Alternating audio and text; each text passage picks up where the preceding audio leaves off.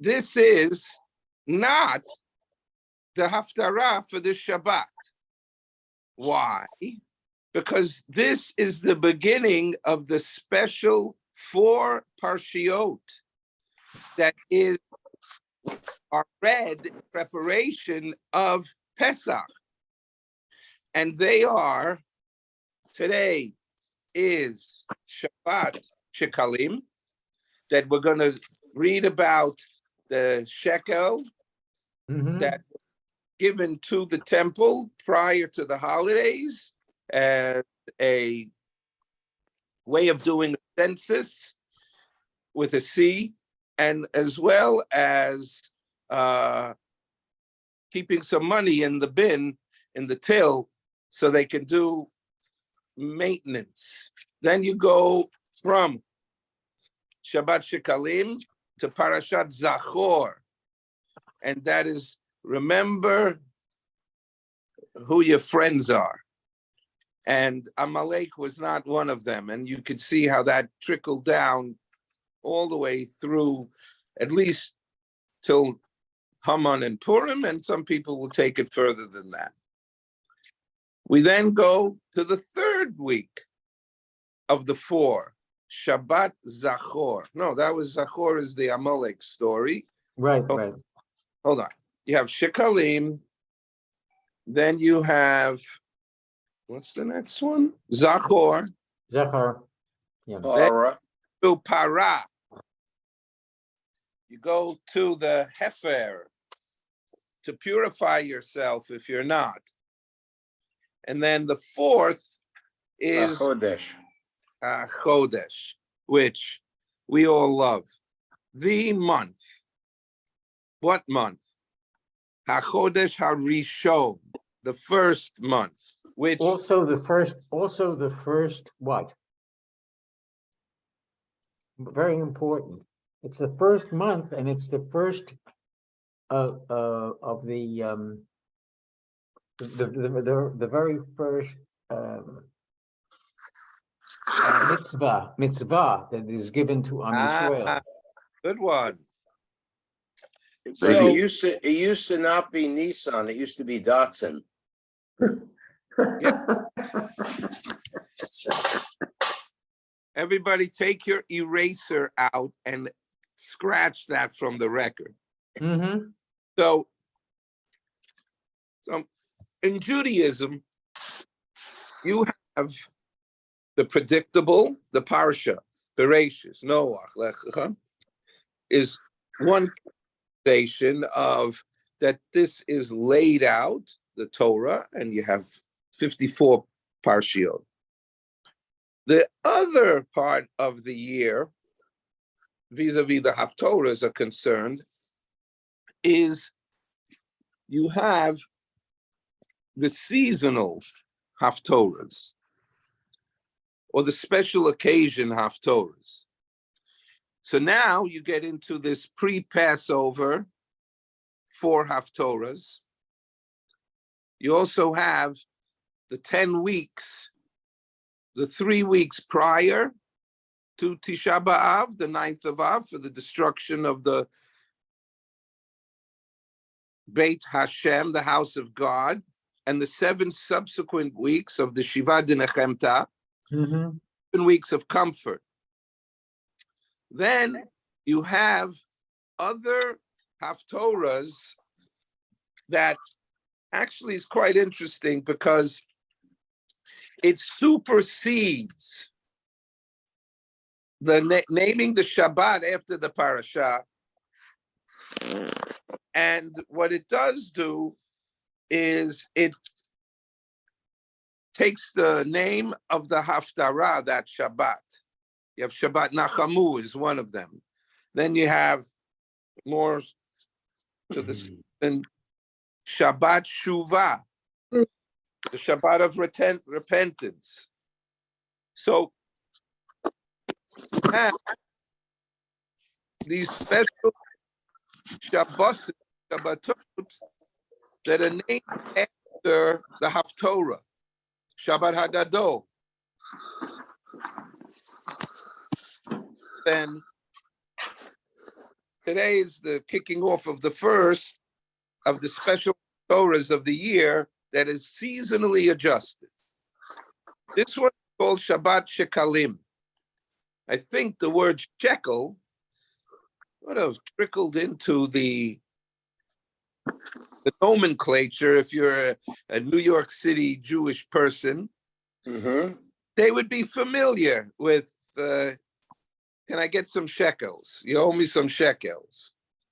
So, Or if you're in a shul, you see someone moving back and forth, He's chuckling. Yeah. he's shekling. yeah, but no relation to it. Again, No, it's when when their hands are shaking back and forth, especially if they're holding a can with some shekels in it. so Then they're What- sheckling. so what you do have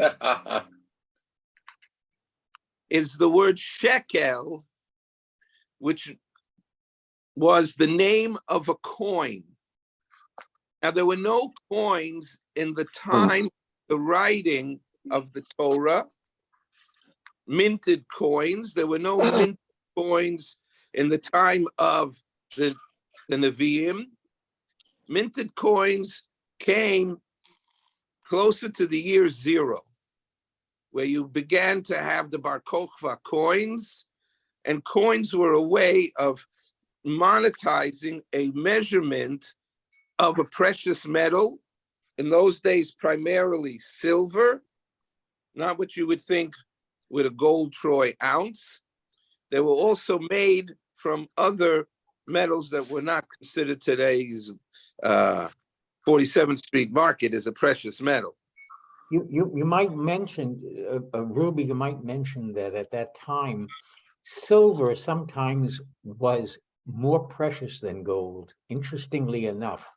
We don't Correct. see that today, and we don't have a remembrance of that in the modern times, but in ancient times, silver was sometimes more valued than gold. And as far as priority, you see it frequently. Kesef v'zahav. Silver, gold. Hard for us to imagine. But then again, it's hard for me to be in the jewelry business that platinum is $1,000 and gold is $1,800. It was always, platinum was the premier metal that to strive for, but they don't even talk about platinum in the Torah. So now the word shekel, why? Because the weight of something is what the word shekel is explaining it to you. Mishkal, what was the weight? So a shekel was a specific weight of a coin that they would mint and that they would trade in something that was standardized and formally tradable, and not just gold dust, silver bits. I think growing up that you had in New Amsterdam, and the coinage, they would call them bits, 4 bits, 2 bits, like that. That was part of the description of the currency. Okay, It went fine. along with shaving a haircut. Right, 2 bits. And 20 what's the sell? 25 cents. And what's the seltzer? 2 cents. 2 cent seltzer. That's only that I'm a fan of history and not somebody that would go to Bernie's on Metropolitan Avenue for an egg cream. So That had no egg in it, because it was originally the French egg cream. Egg creme. but like there Egg creme. Accent aigu. with Egg. cream. Yeah. Okay, Right. everybody been listening. Now we're going to kick it off. When the temple stood. So the Haftorah comes from the book of Milachim. kings, and it's for Shabbat Shekalim, shekels. And when the temple stood, all adult Jewish males were required to give an annual tax of machatzit hashekel, chetzi, half, and they would give it into the temple treasury in advance of the year that would begin on Nisan, Rosh Chodesh Nisan. Remember, it wasn't called Nisan in those days. And remember, that was one of the 4 Rosh Hashanahs. We did not go to shul for Rosh Hashanah for 1,000 years. And then only after the Babylonian exile did we come back with a shift in the time of year that we would start off the new year. Next, that's a whole long story. These funds were used to purchase the obligatory communal sacrifices. No tiki, no washi.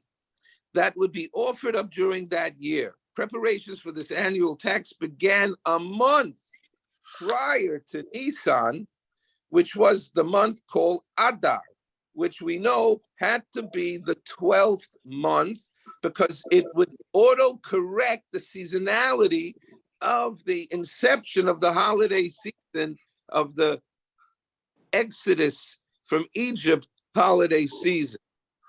And you see, I'm digressing, that the holiday was Passover. It was known as one of the Shalosh Regalim, as we read in the Parsha this week. And the other 2 Exodus-based holidays was Shavuot and then Sukkot. Okay? That is not to be confused.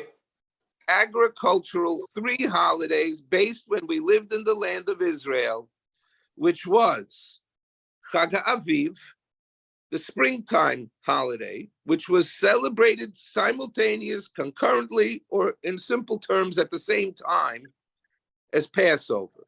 Then you went 7 weeks and you got to what was known as Chag HaKatzir, that this is the holiday where the harvesting would take place. And remember, if you understood what the diet was in those days, fish, chicken, eggs, cheese, very little part of the diet. And also, there was no specific bracha. If you look at, this is me thinking, if I take something to eat, an egg, a boiled egg, I'm saying, what bracha do you make? It's a shehakol. Now, everybody makes the bracha, and everybody knows shehakol, everything, nihiyah, came into existence, bidvaro, with dibur of Hashem, with God speaking it, coming into creation, to existence. So I think if you add a bracha for a piece of fruit, categorically, or a bracha for vegetables, why wouldn't you have a bracha for dairy products? Why wouldn't you, this is not an assertion for the future, but why wouldn't you have recorded a bracha for meat, fish, chicken, eggs? It's 80% of, let's say, the American diet, and it doesn't have its own categorically specific bracha. And I'll say why, in my opinion. I'm not a rabbi, I'm not a PhD, but I think to myself, it was in the miscellaneous category. It wasn't something where you had hagafen was a staple food and the hamotzi was a staple food. It wasn't part of the main diet. As a matter of fact, you would call the holidays, you would call them festivals, feasting days, but another name for it was carnivals, carnivorous. It was that you got to eat a korban on the holidays. It was rare. So here, you had to buy the animals. Well, sometimes well done. Exactly, but that was rare, a piece of meat in those days. Punchline. So now, Oh my gosh, you guys are really hot today. I'm pulling them out. We continue. that would be offered up during the year. Preparations for this annual tax began a month prior to the Nisan month, which was Adar, and the Maftir and this Haftorah, both of which mention this annual half-shekel tax, are read on the Shabbat preceding Rosh Chodesh Adar. That's why today, whatever, when I say today, I mean on Shabbat, that you have the Haftarah read because it starts the holiday season. And if you see the mindset, you had to stand up and be counted. Here's my shekel. And you had to say, this shekel should go towards participating. I am not me, M-E, which you flip and it becomes we, W-E. That all of us, this money goes for all of us as a team, as a group.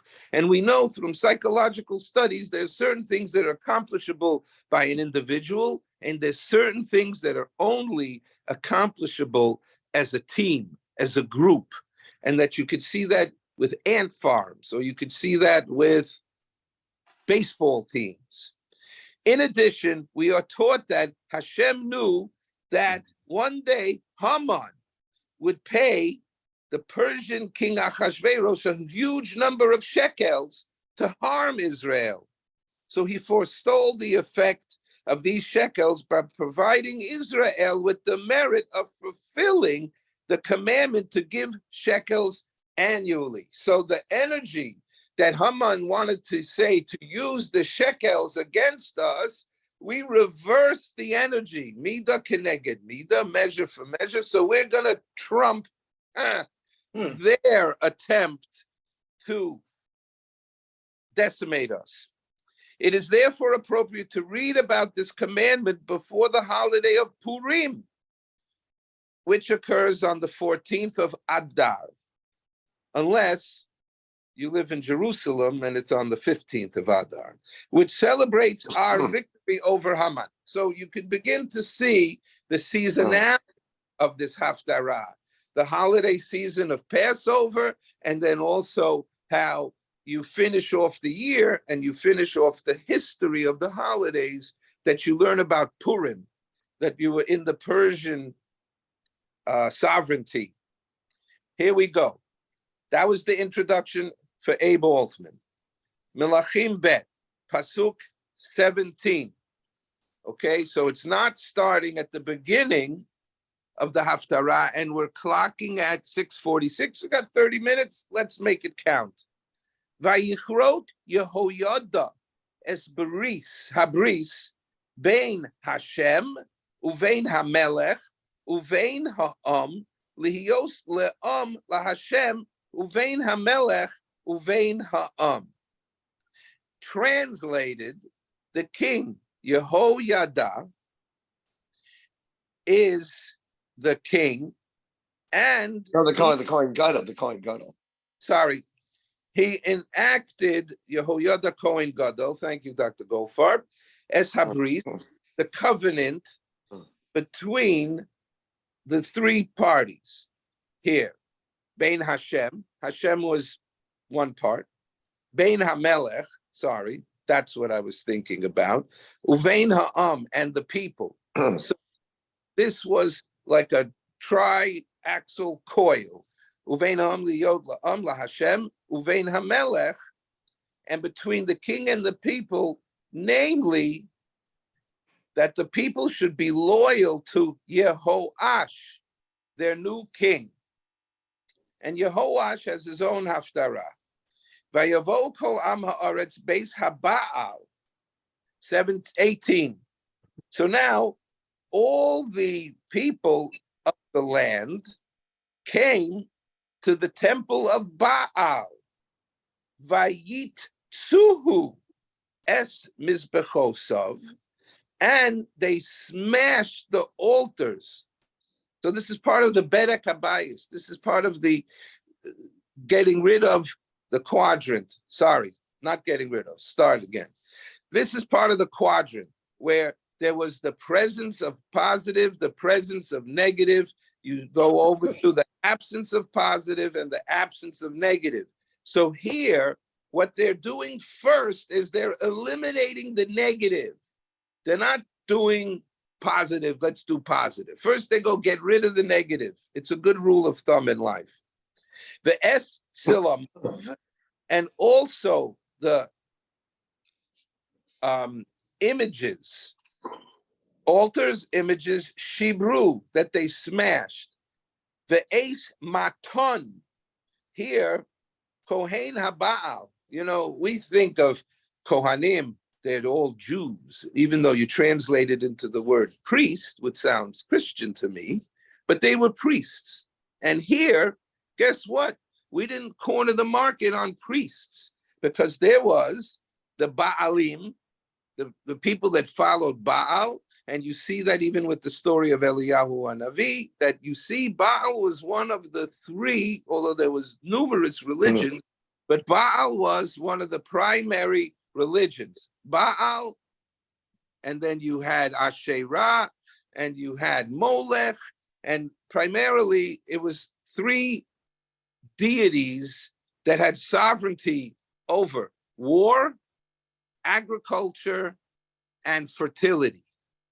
So here they have the religion of Baal, Hargu lifnei hamizbechos, and they slew Matan, the priest of the Baal, in front of the altars. You could see that in one of those Hollywood movies where this is what was going on, and they took the king in front of his altar, and they go, oh yeah, you think this is what saved you? And they slaughtered him. Vayosem HaKohen Pekudot al Beis Hashem.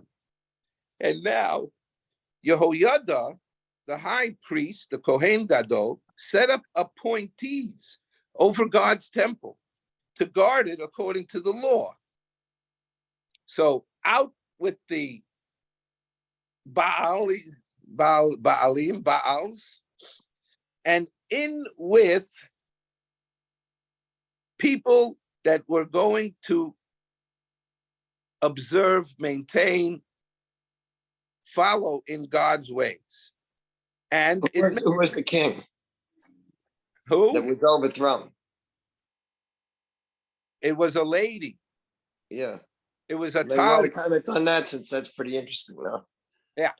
So Atalia was the daughter of the northern tribe of Yisrael. So the state of Israel had split into two, and they're up north, these people called Achav, Ahab, and Jezebel. And Jezebel was not of with Jewish blood, made her way into the royal monarchy cabinet, and she was hell-bent, for lack of a better phrase, on eliminating every one of the Jewish people that were worshipers of Hashem. She wanted to get rid of all of them, even that it led to the story of the Haftarah for Va'era, where the widow of Ovadia was penniless because her husband was paying to keep all these 100 prophets alive. Back to this story, Atalia was the only queen of Yehuda. However, she was very toxic. And it came to the point where they had to take her out. And they surrounded her, and she realized what they were going to do. And in the phraseology, cabal, there's a conspiracy, the queen was saying. I'm the queen, how can you do this to me? How can we do this to you? You're trying to wipe out anybody with Yirat Shamayim. Okay, so now, who is Yehoash? Is the descendant from the tribe of Yehuda, of the royal monarchy. He's the only grandson. Left. Mhm. So here we have the story. Vayikach 19. Vayikach et Sarei Hameot, and the officers of the hundreds, Ve'et Hakari, and the mighty warriors, ve'et haratzim, they were the runners, the couriers, and they had their balls of their feet, the palm of their feet, they had them made very, very, very tough with callousness, so these guys would be able to run very quickly without shoes on, which would slow them down in those days. Just a little tidbit. The ace kol, that's a little floor shine minute. The ace kol am ha'aretz, and all the people of the land, vayoridu es hamelech mi beis Hashem, they had been hiding him out in the chamber of the Kohen Gadol in the Beit HaMikdash. Vayavo derech sha'ar haratzim, and they brought him to the way of the runners. There, you can imagine there was gates surrounding, in the sense that they were interspersed throughout the walls of the city, certain gates, and one of them was the Sha'ar Haratzim, Beit HaMelech, that was in the area of the house of the king, the palace, Vayeshev al Kisei HaMelachim, and they sat him in the throne of the king. Vayismach kol am haaretz. Everybody was ding dong, the queen is dead, the wicked queen, the wicked queen. Then but he was only 7 years old. Ben Sheva Shanim. Don't look ahead. Of course, you knew that from last year because you Exactly. participated in class and you have a genius. I was looking back, not looking ahead. And that you have a genius level memory. Vayismach kol am haaretz v'ha'ir shakata. What word do we hear from the Purim story? You have shakata. Ve'et Atalyahu, and Atalia heimisu b'cherev beins hamelech. And here they had, they killed her by the sword. Now we go to chapter 12 of Melachim Bet. Ben Sheva Shanim Yehoash b'malcho.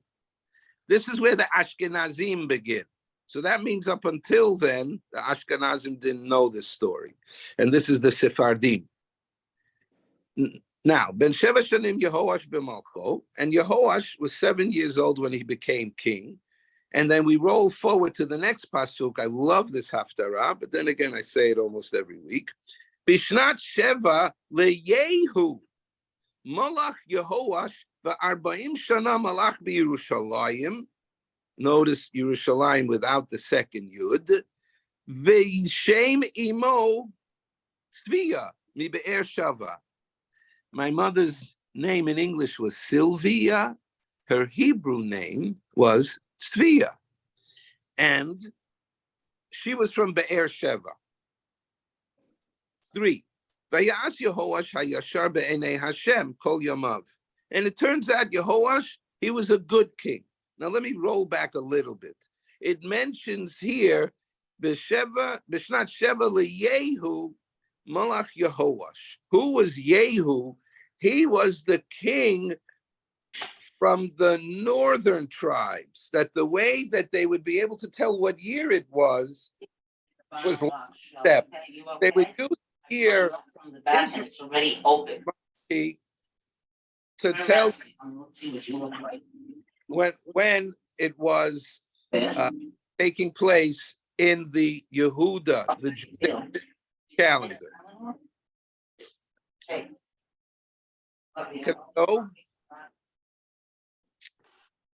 Rakabamos lo saru. Everything was good. They cleaned up their act. But, however, despite this general rededication to the observance of Judaism, as in Yehudim, Judeans, the use of bamos, which were these private altars, it was like very fancy to have your own altar. And on high places, lo saru, it did not stop. Od ha'am mezabchim umekatrim bamamot. And the public, the Am Ha'aretz, the Amoratzim, they didn't stop doing sacrificial slaughters and burning mekatrim was ketoret. They had the special incense, babamot. Vayomer Yehoash, pasuk hey. Vayomer Yehoash, and the king Yehoash speaks to the Kohanim. Kol kesef hakodoshim asher yuva beis Hashem, kesef over, ish kesef nafshot erko. So now the king is speaking to the Kohen, and he's saying, the money that you're collecting as donations for the sacred purposes that is brought to Hashem's temple for repairs.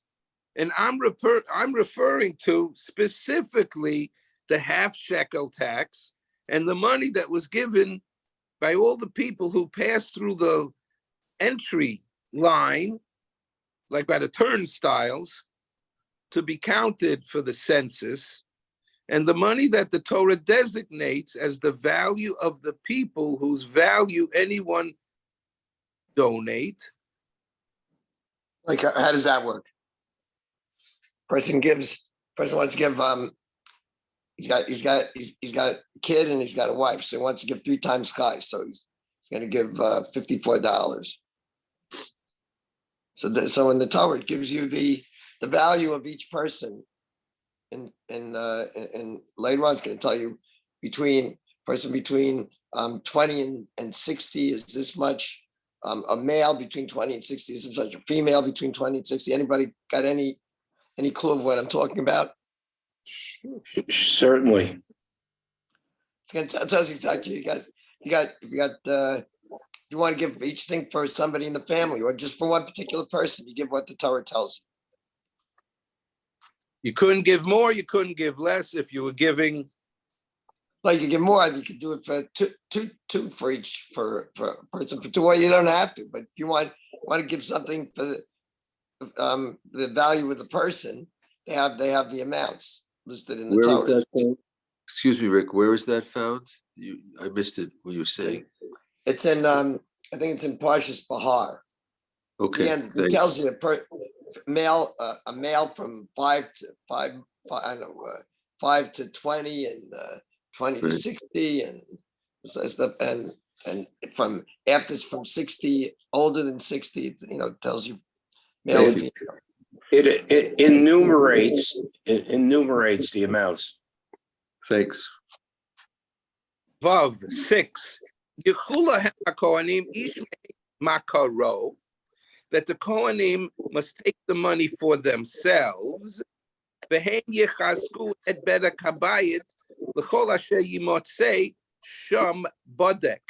They will then use this money to repair the damage of the temple, the wear and tear, wherever damage such as a split or crack in the wall is found.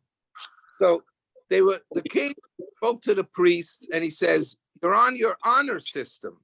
You're going to collect the money because it was customary, was the custom that the 11 tribes would give 10% ma'aser tithes to the Leviim. So the priests would get their 2 cents, so to speak, their 2% teruma. Who ended up being richer? The Kohanim Levium. or the Leviim? Levium. Why did they need the money to do the avodah in the temple? So what was required for the Kohen was probably much less than what the Levium, because they were responsible for the animals to make sure that they were provided for sacrifices. Will that fly with you, Dr. Goldfarb? Well, it's a question. What was the half shekel that they gave each year supposed to go to? I mean, they collected a half shekel each year Yes. from each person. What was that supposed to go to?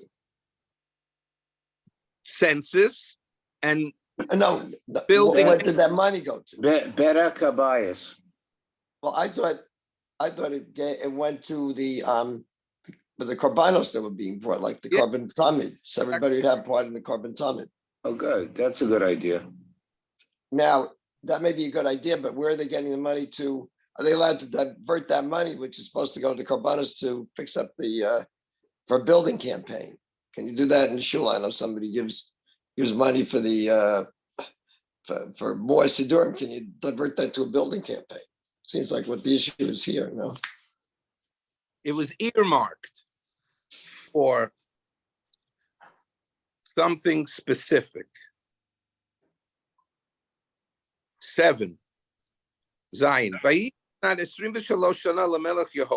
now, in the 23rd year of Yehoash, guys, let's get together, huddle. You're not listening.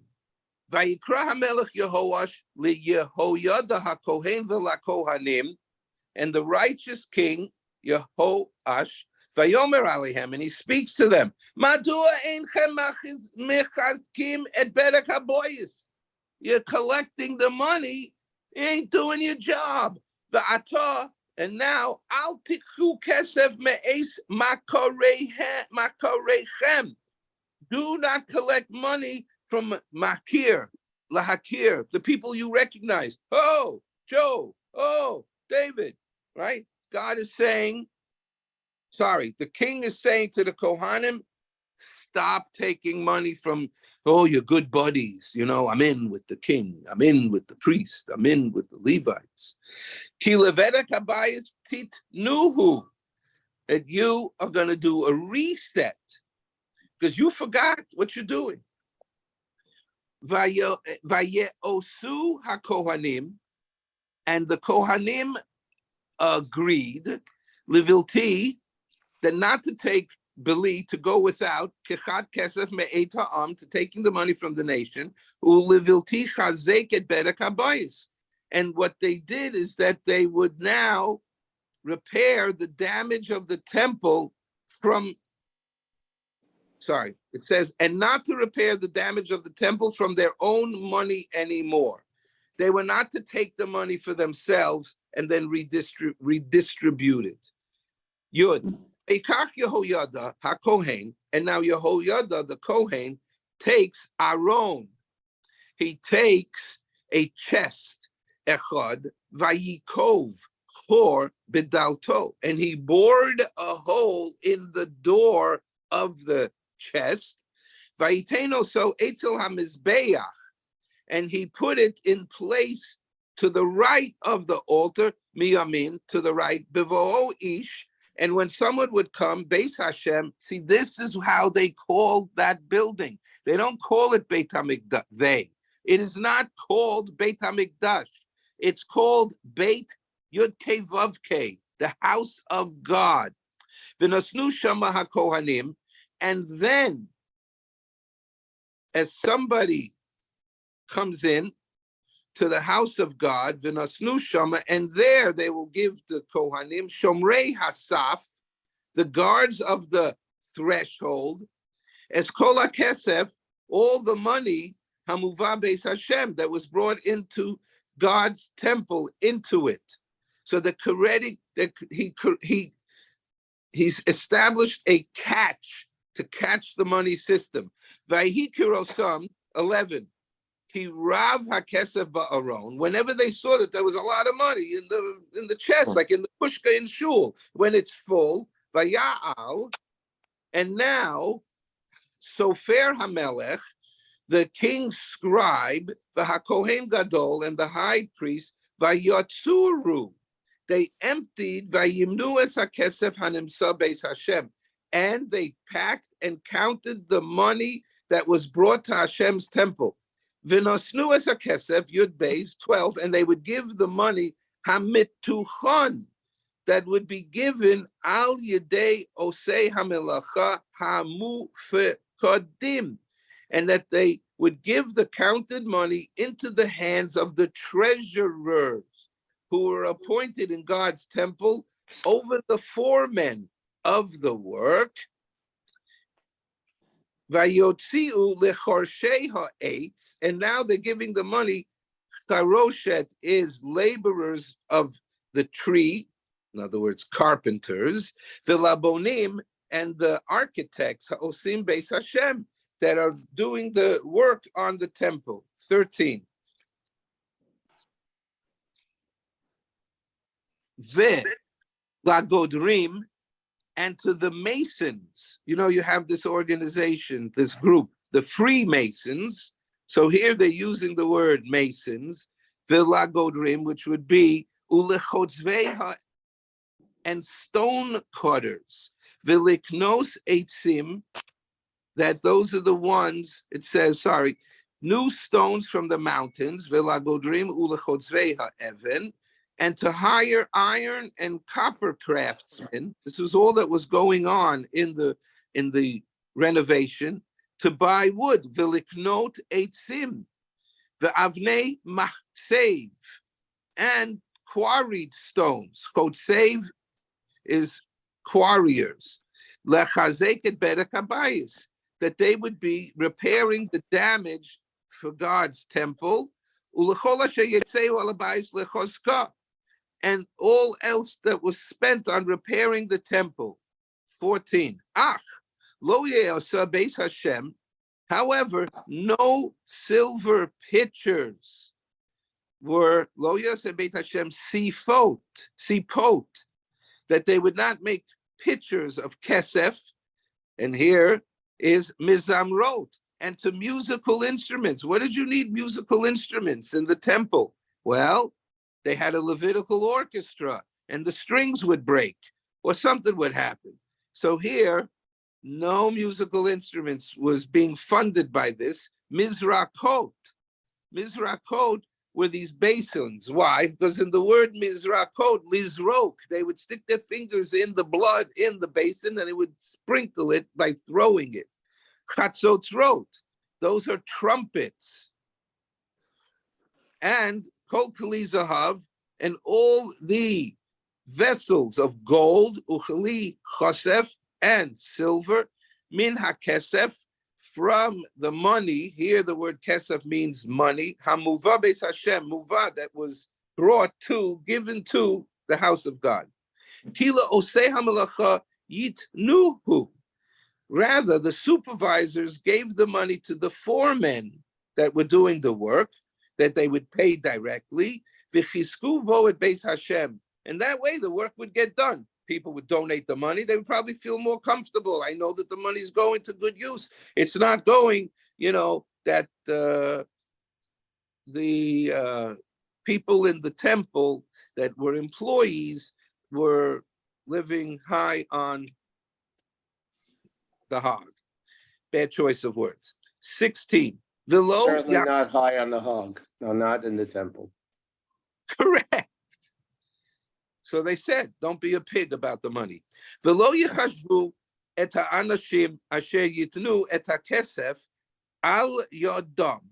That here the supervisors, lo yachshavu, they didn't have to think about it. They just turned the money over. Et ha'anashim asher yitnu et ha'kesef, that gave the money al yodam. I think yakshavu means to give an accounting.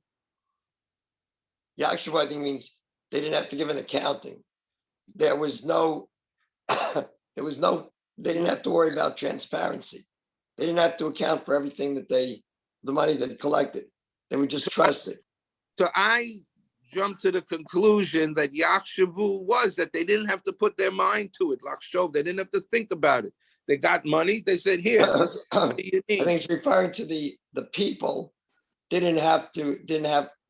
were not supposed to ask for an accounting from the people who were working or collecting the money.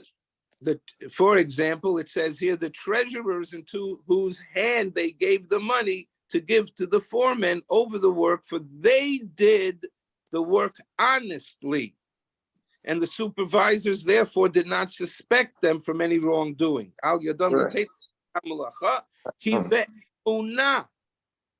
With trust you. Haim osim. Kesef asham. Once in Masechah Shekalim, in the Mishnah, it says that a person who went into the Beis Hamikdash to the treasury, was not allowed to wear clothes with pockets or even hems. Right. Because the assumption would be if the person became wealthy, he was stealing the money, or if he became poor, it was because he was stealing the money. And that's So- how we got the expression pocketing the cash. Very good. Very good. Very good. Very good. So the idea was, on the one hand, we're not supposed to suspect the people who are working, or collecting the money of stealing, but on the other hand, the people who are collecting the money are supposed to make it clear and transparent, as the term goes, that they're not doing anything wrong. We're not supposed to challenge them, but they're supposed to make it, so we have no reason to challenge them. I know in the jewelry business, if you're working in a factory that's selling gold, that they scan you, like at the airport, metal scanners, Right. and you're not allowed to bring, let's say you're a female, whomever, doesn't matter, a pocketbook. You're not allowed to bring it into the office. There's lockers outside of the work area. Put whatever bags you have outside the workspace. Then they scan you coming out. You're not taking anything. Right. 17. Kesef v'chesef k'tah lo yuvad shem lakohanim yehiyu. The money left over from the fund that an individual set aside for purchase his or her guilt offerings, and the leftover money funds that an individual set aside for purchasing her sin offerings, after his or her sin offerings, after they were bought, the money would not be brought to God to repair its damage. It would go to the Kohanim, and they would use it to purchase the ascent offerings, Fan Olah, that were offered when the altar was not being used for other sacrifices. The meat of the ascent offering was totally consumed on the altar, but the hides belonged to the priests. The leather, so they can make tefillin. I made that up.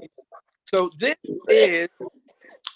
is a very, very hands-on in the city of Jerusalem. What went on in the temple, the king, the royalty, the coronation, new king, got rid of the old queen, and now it's talking about the mechanism, the nation of how they would maintain the temple, and how it was, even those holy people's days, it was required to make sure that the people's fingers didn't touch the money, even the people, the Kohanim. Sounds like Tuvia, you're ready to bless. Thank you, Ruby. Beautiful words. May he who blessed our Yes. fathers, Abraham, Isaac, and Jacob, Moses and Aaron, David and Solomon, heal.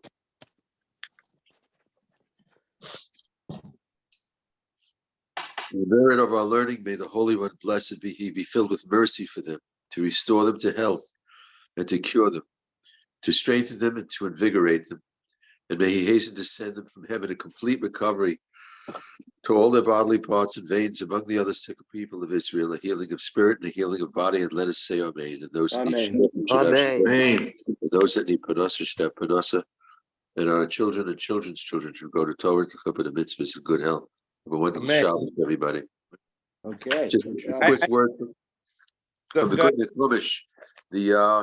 The cracks in the temple, it says, in the third temple will come from Shemayim. It'll be perfect. But even after Mashiach comes, we can still grow in holiness and repair some tiny cracks in our lack of trying.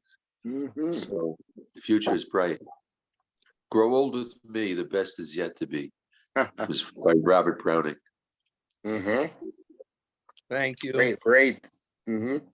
Ruby, thanks for your enthusiasm. Thank you for the opportunity to learn Torah with you. It's the highlight of my week is at this class. Yeah, It's a highlight of our week. on the 4 Haftorahs, I'm writing it down so I won't forget. Good. And, You can make and- an acronym. Tuvia, there's an Yeah. acronym, Ebrahimoff acronym. MMMM. The first week, money, shekels. The second Yep. week, you go to Zachor, which is memory. Don't forget Right. who your enemies are. Then the third week, Zachor. Sorry. Para. Para. Para Moo. would be mammals. Moo. Mammals. Oh, mammals. Okay. And then the fourth one is the month. M. And when is Rosh Chodesh Adar? Thank you. I got it. Money, memory, mu, and months or mammal. And months. What is the Rosh Chodesh Adar? When is When? Rosh Chodesh What? Adar? When? Go ahead. I don't have the calendar in front of me. If you want me to go get it, I could get it. No, but it's coming up. Oh, Yes. yeah. Hold on. Utterly soon. Are we gonna get a blessing today? Please, we Yes. got it. Here it goes again. May he who blessed our fathers. 21st 21st of February. okay. At That's the night, night of the 21st night. or the at night. 21st at night. Robert, thanks. So it's George Washington's birthday. Real. Mark, this is for you. May you bless our fathers Abraham, Isaac, and Jacob, Moses, and Aaron, David, and Solomon heal. Remember our learning, may the Holy and blessed be he, be filled with mercy for them, to restore them to health, and to cure them, to strengthen them, and to invigorate them. And may he hasten to send them from heaven a complete recovery to all their bodily parts and veins. Among the Amen. people of Israel, healing of spirit and healing of body, let us say amen. And those that need shidduchim should have shidduchim. And those that need parnasa, that should have parnasa. And then our children should go to Torah to go up in the midst of good health, and especially for Shlomo, for Shlomo Yehuda ben Chaya. Amen. Amen. Thank you. And, the See baby- you 7:15. Perfect time. And we have to reverse things, Ruby.